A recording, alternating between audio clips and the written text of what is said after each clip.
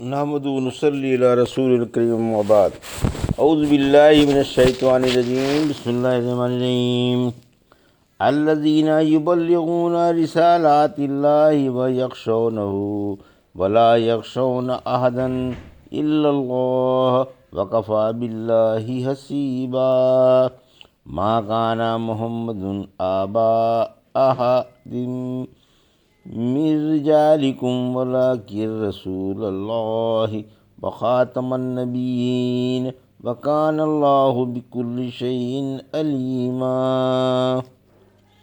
ابھی آپ نے سورہ احزاب کی آیت 39 اور 40 کی تلاوت سماعت فرمائی۔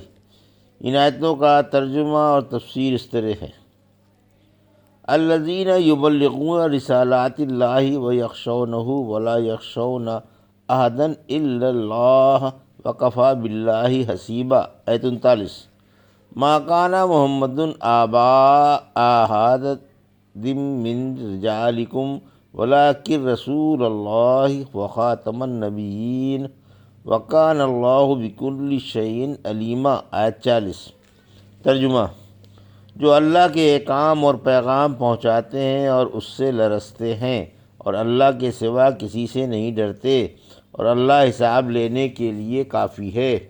محمد صلی اللہ علیہ وسلم تمہارے مردوں میں سے کسی کے بھی باپ نہیں، لیکن اللہ کے رسول اور خاتم الانبیاء ہیں، اور اللہ ہر چیز اچھی طرح سے جانتا ہے۔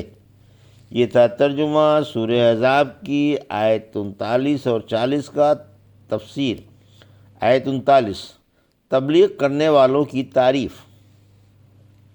حق تعالیٰ ان کی تعریف فرما رہا ہے جو لوگوں کو اللہ کے احکام بتاتے اور اس کے پیغام پہنچاتے ہیں اور ان کی امانتیں ادا کرتے ہیں، جو اللہ ہی سے ڈرتے ہیں اور اللہ کے سوا دنیا کی کسی طاقت سے نہیں ڈرتے۔ کسی کا رعب اور کسی کا غلبہ و قہر انہیں اللہ کے احکام پہنچانے سے مانے نہیں آتا، اور اللہ مدد کرنے اور غلبہ عطا کرنے کے لیے کافی ہے۔ نہ صرف اس مقام پر بلکہ تمام مقامات پر رحمت للعالمین ہی سردار و سید ہیں، کیونکہ آپ نے رسالت کا حق پوری طرح سے انجام دیا، اللہ کے احکام دنیا کے مشرق و مغرب میں پھیلائے اور روئے زمین کے تمام انسانوں کو سکھائے۔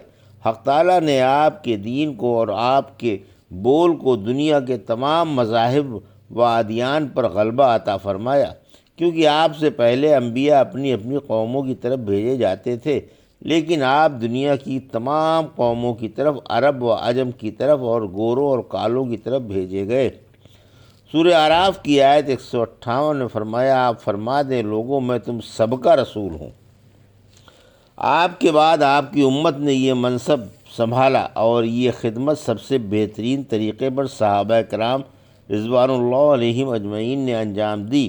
ان بزرگ ہستیوں نے آپ کے دن رات کے سفر و اقامت کے اور خلوت و جلوت کے تمام افعال و اقوال اور احوال لوگوں کے کانوں میں ڈالے۔ اللہ ان سے راضی ہو جائے اور انہیں خوش کر دے، آمین۔ پھر بعد میں آنے والے اپنے اسلاف سے لے کر یہ خدمات انجام دیتے رہے، آج تک یہی سلسلہ جاری ہے۔ ہدایت والے انہیں کی روشنی سے فائدہ اٹھا رہے ہیں اور خوش نصیب و توفیق والے انہی کی راہ پر چل رہے ہیں۔ اللہ رب العزت جو بڑے احسان والا ہے، ہمیں بھی ان کا سچا جانشین بنائے اور ہم سے تادم واپس دین کی خدمت لیتا رہے، آمین۔ رحمت عالم صلی اللہ علیہ وسلم نے فرمایا: کوئی اللہ کے دین میں بگاڑ دیکھ کر اپنے آپ کو حقیر جان کر اس کے اصلاح کرنے کی کوشش کرنے سے باز نہ رہے، اللہ تعالیٰ اس سے قیامت کے روز پوچھے گا کہ تو نے اصلاح کی کوشش کیوں نہیں کی تھی؟ یہ جواب دے گا کہ اے اللہ، مجھے لوگوں سے ڈر معلوم ہوتا تھا۔ حق تعالیٰ فرمائے گا: ڈرنا تو مجھ سے چاہیے تھا، کیونکہ اس کا میں ہی حقدار تھا، نہ کہ لوگوں سے۔ آیت 40: متبنہ کو اس کے اصلی باپ سے منسوب کرو۔ اس سے لوگوں کو منع کیا گیا کہ آئندہ زید بن محمد صلی اللہ علیہ وسلم نہ کہنا آپ زید کے باپ نہیں ہیں، گو آپ نے اسے بیٹا بنا لیا ہے۔ رحمت عالم صلی اللہ علیہ وسلم کے یہاں بیٹے تو ہوئے، مگر وہ کم سنی ہی میں فوت ہو گئے۔ ختیجہ رضی اللہ عنہا سے قاسم طیب طاہر 3 بیٹے ہوئے، مگر تینوں کم سنی ہی میں فوت ہو گئے۔ پھر ماریہ قبطیہ رضی اللہ عنہا سے ابراہیم پیدا ہوئے، آپ بھی مدت رضاعت میں ہی فوت ہو گئے۔ رحمت عالم صلی اللہ علیہ وسلم کی ختیجہ رضی اللہ عنہا سے 4 صاحبزادیاں تھیں، زینب، رقیہ، ام کلثوم، فاطمہ زہرا۔ 3 صاحبزادیاں تو آپ کی زندگی ہی میں اللہ کو پیاری ہو گئیں۔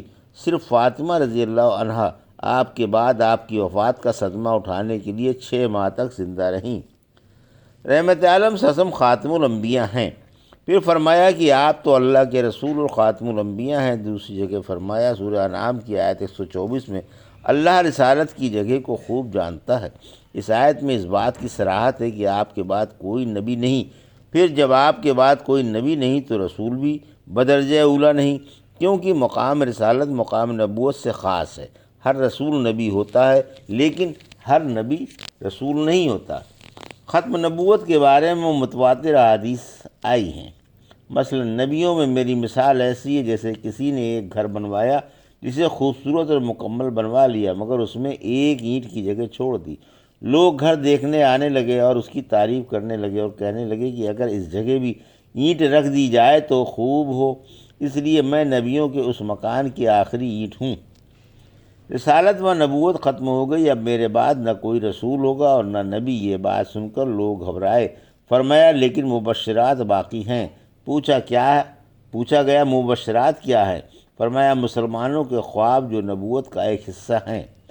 مجھ سے نبیوں پر مہر لگا دی گئی۔ مجھے نبیوں پر 6 باتوں میں فضیلت حاصل ہے۔